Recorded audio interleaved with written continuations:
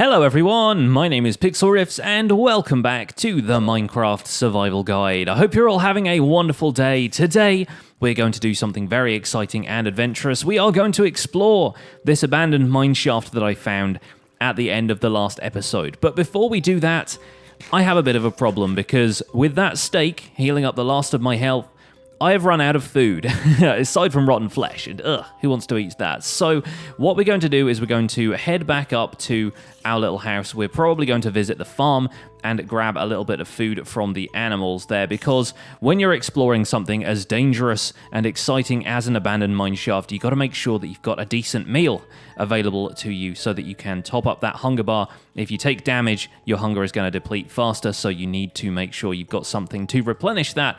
So I'm going to head up here, grab ourselves a little bit of food to eat whilst we're down in the mines, and then we'll be back.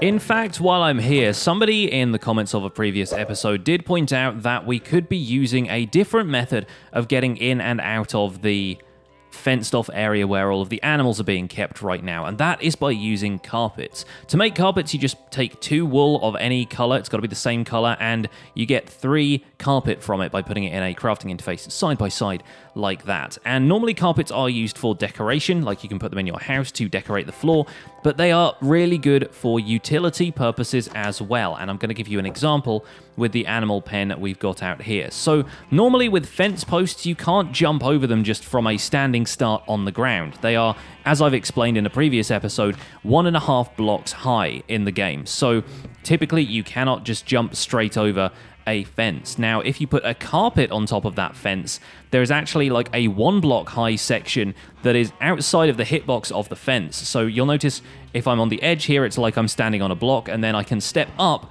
onto the hitbox of the actual fence, and that allows you to use carpets as a kind of stepping stone to get over the fence and in, and also a stepping stone to get out. Now, the animals are so crowded in here that I don't think I will be able to place a carpet on any of the fence posts around the perimeter, so we are going to have to thin the herd a little bit and take out some of these animals, but that's fine because we needed the meat to begin with. Now, I'm actually going to use my axe to take care of some of these guys because the problem with having them all so crowded in like this, if we swipe with a sword, we're going to damage a whole bunch of them at once, and then they're going to run around all over the place. It's going to be chaos, right? So instead, we want a little bit more precision. We want to take out the animals one at a time, and the axe is kind of better for that. I think you can do the same sort of thing with a sword, but it also results in the animal not taking as much damage because axes do a little bit more damage. So it's usually a little bit better to use an axe to take care of these guys, at least at first. And we're probably going to take out a couple of the sheep along with it, but that's fine because we get mutton from the sheep as well. I reckon we'll probably go with, say, like 24 steak, or we've got 22 beef and 2 mutton. I think that's probably going to be fine. Let's hop out here.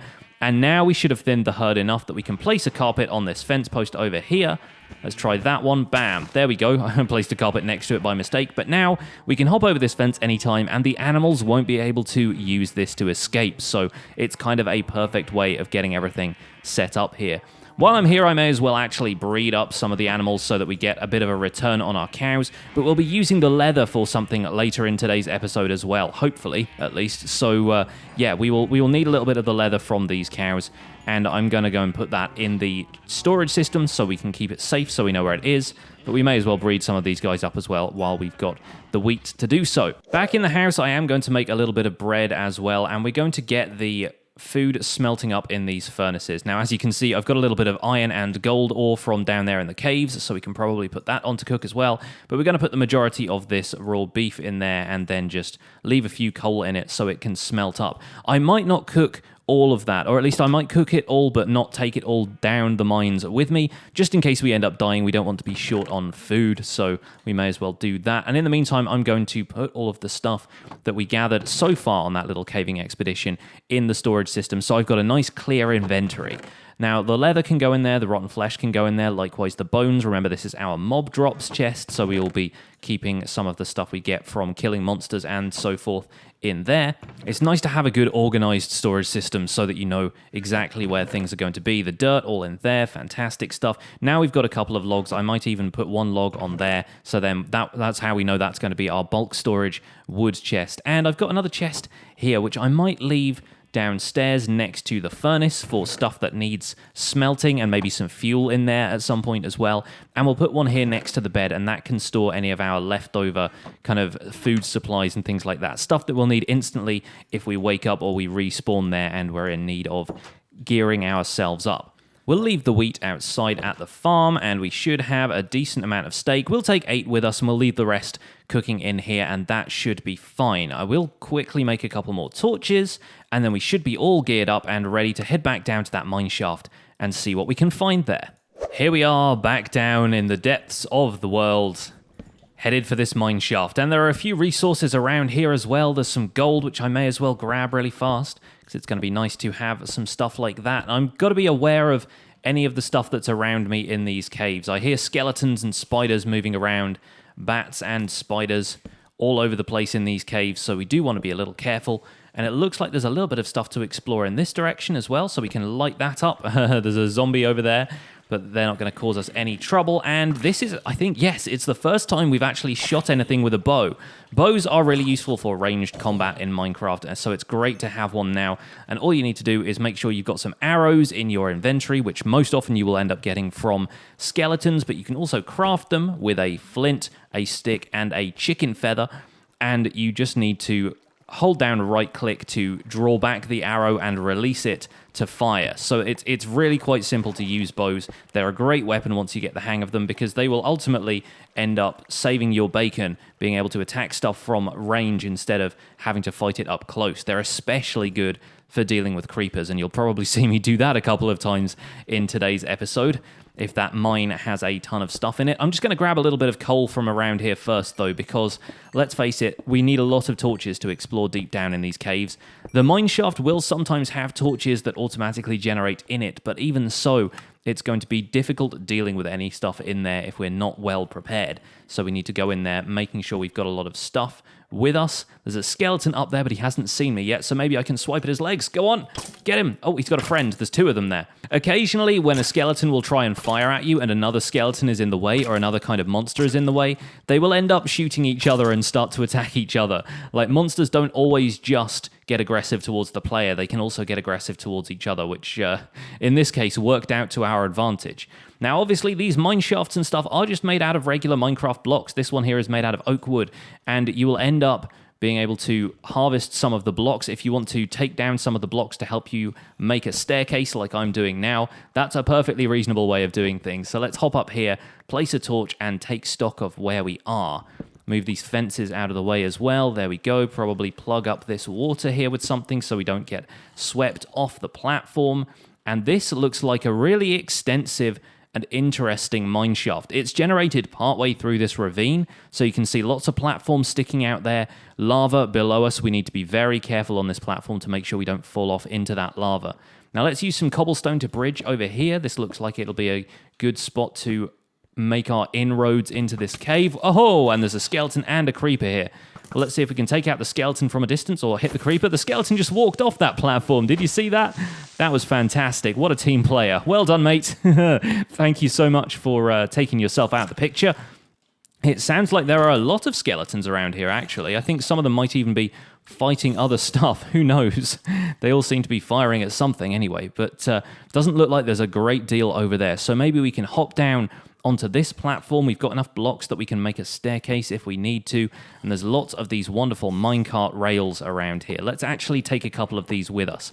Now, minecart rails are very useful if you've got a minecart later on. You can use them for a whole variety of stuff, including transporting yourself around as a player. You can even use them to transport items around later, and it looks like we've actually gotten really lucky here and found ourselves an abandoned mineshaft chest. You find these chests inside of minecarts, and these ones have treasure and stuff in. This one's got a few rails. It's got some powered and activator rails, which are redstone components we will probably discuss at a later date. Some more beetroot seeds so we can expand our beetroot farm, and this, a name tag, and that will allow you to name tag any kind of monsters or animals or anything like that. Anything you want to rename that's a living, breathing thing, you can do that with a name tag. In order to put a name on the name tag, though, we need an anvil, which requires us to gather a lot more iron. So I will be going through this cave, gathering as many resources as I can as we go. But one of our chief objectives down here right now is to find a few more diamonds, because diamonds are going to be a precious resource from now on. We're going to need them to upgrade our tools to the most powerful tools we can possibly get, because diamond is the last material in vanilla Minecraft, at least, that is an upgrade for the tools. But yeah, I think it'll be worth exploring this little area, because these mine shafts, if they generate low enough down inside the world, will often lead you to deep caves, which can often have diamonds in them. So let's hop down here maybe and see if we can find anything a little bit further down in this cave. It looks like the mine shaft itself kind of goes off in all sorts of different directions here. So let's hop through here and see if there's anything. It looks like this one leads to a dead end. It's also worth mining through the cave walls occasionally in this place, because you will find a few other little offshoots of the mine shaft that don't generate with any kind of natural cave opening next to them. So it's worth digging around, having an explore. If you've got enough durability left on your pickaxe, definitely worth giving it a try. And look at this. The more you dig down, the more you seem to find gold and coal and all sorts of lovely resources down here. Let's grab a fair bit of this so we can take it back to our base, and who knows, we might end up finding some diamonds down here as well. With that little patch cleared out, let's make our way over here. There are a few zombies dropping down from the cave walls, and I think that's the skeleton that dropped off of the abandoned mineshaft bridge earlier. It certainly seemed to take a little bit of fall damage when it fell, so oh, here we go. We've got a couple of skeletons on us. Let's see if we can get them to shoot each other again like they did last time. Nope, at least we can block with the shield, eh? Oh, it took the spider out for us. Ha ha ha. Fantastic stuff. Okay, well, let's go and deal with these guys hand to hand, shall we? There we go. Get your bony butt out of here. Thankfully, we are all good there. Let's hop down here and see if there's anything good. A little bit of lava.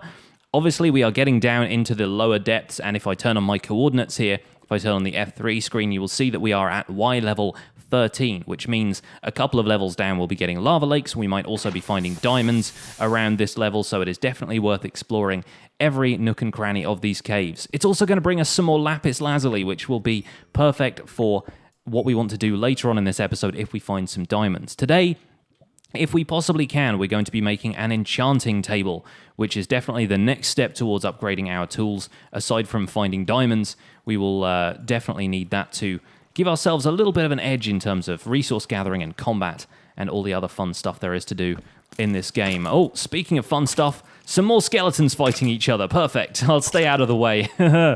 Let's see what else we can find in this abandoned mineshaft. There's so much stuff to explore in these. They stretch on for hundreds of blocks at a time sometimes, so always worth giving them a look around to see if you can find any loot chests, any exposed minerals, that kind of stuff. Let's hop down here a little bit away from the mineshaft and explore the caves a little bit further down, because this cave opens out here into a giant lava lake with a zombie standing there. He's kind of pinned against the wall by the water here, so that's not a problem. But look there in the ceiling, you can see them. Oh, the blue shiny rocks of awesomeness. These are some more diamonds that we'll be able to gather today, and we need to make sure that the floor underneath them is obsidian first, because we don't want them falling into lava.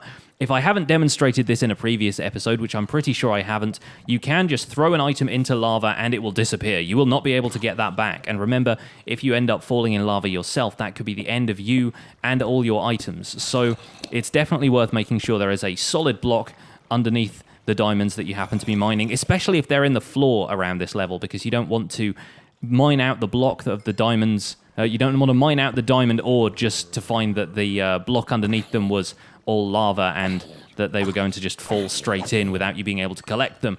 So now we've got a few extra diamonds, we kind of want to mine some of this stuff. This is obsidian, and it takes the longest amount of time to mine out of anything else in Minecraft. It usually takes, I think it's about 8 seconds to mine it. There we go, we got our first obsidian, we get the advancement for that, and it takes a really, really long time to mine a single block of obsidian, which is bad news for us because we want to collect about 20 of these. I think the minimum amount we will need is 14 because we want 4 of it to create an enchantment table and then a minimum of 10 to create a nether portal, which we'll be doing at some point in the next episode. But for a start, I think we'll probably gather 20. It's a nice round number. It'll mean that we have enough to do what we want to do, and we'll be able to make a decent nether portal frame with that. One thing I want to show you guys briefly before we completely cut all of this out is that if you place down a water source when you start mining obsidian, then that's a safeguard against potentially having lava underneath some of these blocks. So as you can see, when you mine out an obsidian block, sometimes there'll be lava underneath it, and the water flows over it instantly. It stops the obsidian you just mined from falling into the lava, and it also instantly converts the lava into more obsidian so that you can be safe from it and so that you can gather it up as you continue to mine. Now remember that water only flows for a maximum distance of 8 blocks. So you do want to make sure that you're not relying on that water stream for a huge lake of obsidian. You will need to move it around a little bit to make sure that it covers up the lava that you're mining next. You don't want to get pushed into lava by the water current, so it will be a good idea to do that. But we're going to mine up the rest of this obsidian here until we've got 20 blocks, and then I think it's probably time to head back to the surface. Now, when we're heading back to the surface... Oh, hello, friend. There's a slime here. Oh, and there goes the slime. Well, that was fortunate. Slimes only appear in very kind of random parts of the world. It's difficult to find them if you're just exploring caves. So the fact that that one just happened to appear in this little area was fantastically fortunate. Now, we are going to work on getting out of here, and one great way to do that if you have a lot of water streams around you is to stand in a water stream and hold the jump button, and you can actually kind of pull yourself up in the water stream. It's like you're swimming upwards, and that becomes very useful for getting out of situations like this cave, because there's lots of falling water kind of coming out of water source blocks in the walls, and it can be a little difficult to get back up from how low down you end up in these mine shafts if you don't have something like that around. So we're going to make a little bridge up here. We're going to hop back down to where we were. We're going to take out this creeper from a distance if we can. There we go. Got to make sure we steady our aim. Fantastic stuff. Bows are actually quite powerful as well. They become more powerful the longer you draw back the bowstring. So obviously if you hold it down for a little bit longer, you're going to get a better shot. Obviously that kind of stops after a while. You get the maximum amount of draw you can have before you fire it, but that means you can't fire it as fast. So sometimes what you need to do is just quickly kind of pull back and fire really quickly in order to get something away from you so that you can take a more accurate and steady shot. I can hear the farm animals on the surface. Here we are coming back out. Is it going to be light outside? It is. Fantastic. It's the middle of the day. Very good. The prime time to invent things. So we're going to come in here. We're going to put some of this stuff that we've gathered in the abandoned mineshaft away. We're going to put some of the gold in here. We're going to put the iron ore in there. We're going to leave these diamonds in here for now. And look at all of the lapis we dug up in today's episode. That's fantastic. I will also keep the slime in here as well, because that's going to be super useful for later on. Now with the 20 obsidian and the diamonds that we have here, we can make an enchantment table, but there is one thing that we still need before we can do that, and that is a book. Now books have to be made out of paper and leather. The leather we have already got from our little herd of cows over there, but the paper we will need to go exploring a little bit further afield for. And I don't need to empty out my entire inventory for this, because hopefully we should be able to find some just over the hill here. In a distant land over this way, I spotted a swamp biome, and it might be a good idea to check there because there's a lot of water around, and sugarcane always appears near water. I can actually see some of it right over there. That's handy. Let's go and grab some of that. So sugarcane tends to be found around water because it can only be planted near water, and it grows in sections of up to 3 tall, like this. And if you punch the bottom one, the whole thing will break and you can bring it down. There we go. It looks like we're generating some new terrain over here, which is why my frame rate is dropping a little bit here. So there's another patch over here. Let's see if we can get 3 from this as well. Oh, there are some chickens around. Fantastic. I'm seeing eggs on the ground. This will be great. So there's another little patch of sugarcane over here. Let's grab those. And having 6 means that we can plant 3 back at the base and then use 3 to make paper. Great stuff. Well, look at these. Look at the chickens. Is this our first time seeing chickens in this? Surely it's not. Surely we've seen chickens before. Maybe it's worth bringing them back to the base with us. Chickens will follow you if you've got seeds in your hand, the same way that other animals will follow you if you've got wheat stalks. So let's bring these guys guys back with us, and maybe we can start a little chicken farm over here as well. So we've managed to bring the chickens all the way back to the house, and in the same way that you can breed animals together with wheat, you can breed chickens together with seeds, and they will produce adorable little baby chicks. Oh, look at that guy and his giant head. So you can also get eggs, which will turn into baby chickens if thrown, but that is only a small chance to happen. So if you want to get a lot of chickens very quickly, sometimes it just makes more sense to breed them. But then when they produce eggs, you can always just throw them around on the ground and see what hatches out of them. Now that we have the sugarcane, we can do a couple of things. I might actually plant some out here by our little pond. This is where our little farm has been for a while, and so I think around the gravel here, or on the... Oh, maybe you can't place them on gravel. That was something I didn't know. You can put them on the sand or on the grass or dirt around this area, though. We'll plant 3 of them there, and then they will gradually grow up to being 3 blocks tall again, and then we can punch the bottom one, get 3 back, and replant just 1 at a time, which means that we'll always get 2 extra sugarcane that we can do what we want with. And there are ways of farming massive amounts of sugarcane using redstone machinery, which I have no doubt that you will have seen in other people's YouTube videos. With the 3 remaining sugarcane, we're going to go into our 3x3 crafting grid here, and we're going to make paper, which can be made using 3 sugarcane in a single horizontal row like that. In fact, can you make it like so? Nope, you can only make it in a horizontal row. There you go. Good to know. And with the 3 paper, you can't make this in a 2x2. It has to be in a crafting table.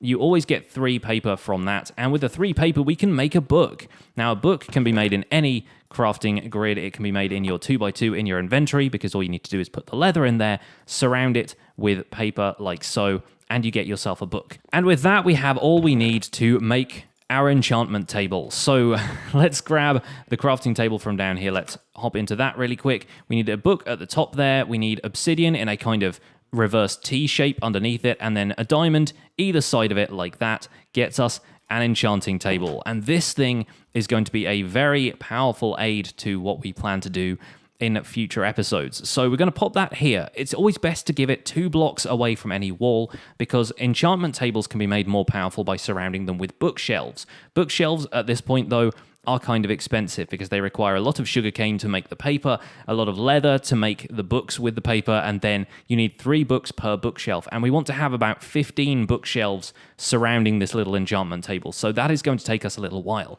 In the meantime, you can use it. However, the enchantments you get are going to be kind of low levels. Let me grab some lapis out of the valuable materials chest, and I'll explain enchanting in more detail. Enchantments can be applied to tools, weapons, and armor in order to give them special attributes, usually increasing their speed or the amount of damage that a sword or an axe will do, or allowing them to have more durability via an enchantment called Unbreaking. There are a vast amount of enchantments in the game, more than I want to cover in this episode, but I'll go through the basic mechanics of enchantment, and then in future we'll be able to talk about each of them in more detail. I've put my diamond pickaxe in here, and as you can see, there are 2 potential enchantments we can apply to it. By placing some lapis lazuli in the table here, we will activate these 2 and they can be used. Now, there are 2 different green numbers on this. The one on the left indicates how many of your experience levels, the levels you can see I have 24 of in the bar at the bottom of the screen there,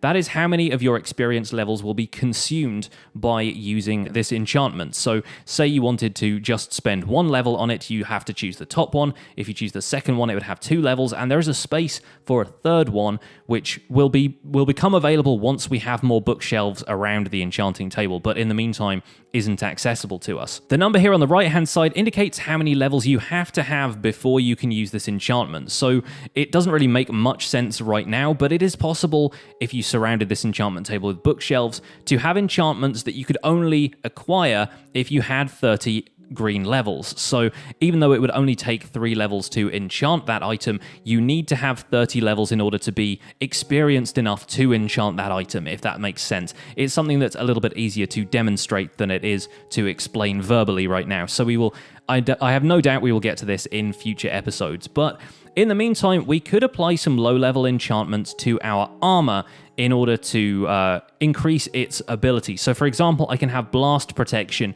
on this chest plate, which allows me to take less damage from creeper explosions and anything else that might happen to explode me, like if a TNT goes off by mistake or something like that. If I put my leggings in here, they also have blast protection. It's likely that that will turn up on the helmet and my boots as well, because Oh, no, we have a couple of different ones there. We can have protection or aqua affinity on the helmet. Let's try out the boots. A lot of the time, these enchantments will group up, so you'll find that if you put a pickaxe in the enchanting table and it says efficiency 4, you're likely to get an efficiency enchantment on other types of pickaxes as well.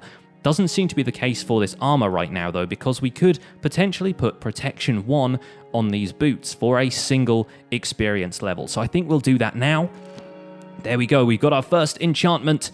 It gives us a little bit of extra protection, and that won't show up in the blue number there that says +2 armor, but if you have protection 1, then you will take a little bit less damage from monsters that attack you. The same with this one. You can have an Unbreaking enchantment here, and you'll notice the level 3 enchantment down there is also available this time around. Unfortunately, we still don't have enough bookshelves around the enchantment table for it to be unlocked, so that is going to have to wait for another time. But we can always add protection 1 or Unbreaking 1 to the helmet. I think once again I'm going to go with protection 1. That will be nice and useful. Actually, correction, I didn't have enough lapis lazuli in the table that I could activate that third enchantment. That was my mistake. But yeah, now we've got a little bit more lapis in here. We don't have a third enchantment yet, but we can always put protection 1 on my leggings. And last of all, we may as well bring the chest plate out and see what we get. Protection 1 on that as well. I think that'll be fine. So we have a full set of protection 1 iron armor, and you'll notice that the enchantment stuff glows purple. That means that you can actually see when gear is enchanted. And let's see if we get anything different on our pickaxe. Now, there you go. If I put 3 lapis in there, I could put the efficiency 2 enchantment on my diamond pickaxe. But I'm not going to do that yet, because my diamond pickaxe is very valuable, and once you put an enchantment on an item, you cannot really remove it. You can't take the enchantment back off. You can upgrade it. There are ways of removing enchantments on items, but they are a little bit wasteful. And what I want to do is end up having a diamond pickaxe with the best possible enchantments I can. And that requires setting this entire thing up with lots of bookshelves around it and getting myself to 30 experience levels. So that will require a little bit of extra work, and it's work that we don't really have time for in today's video. So I think we're going to sign off here. I hope you've enjoyed this introduction to enchanting, as well as exploring that abandoned mineshaft earlier in the video. Thank you so much for watching this video. My name has been Pixlriffs. Please don't forget to leave a like on the video if you enjoyed it. Subscribe to my channel if you want to see more, and I'll see you guys soon. Bye for now.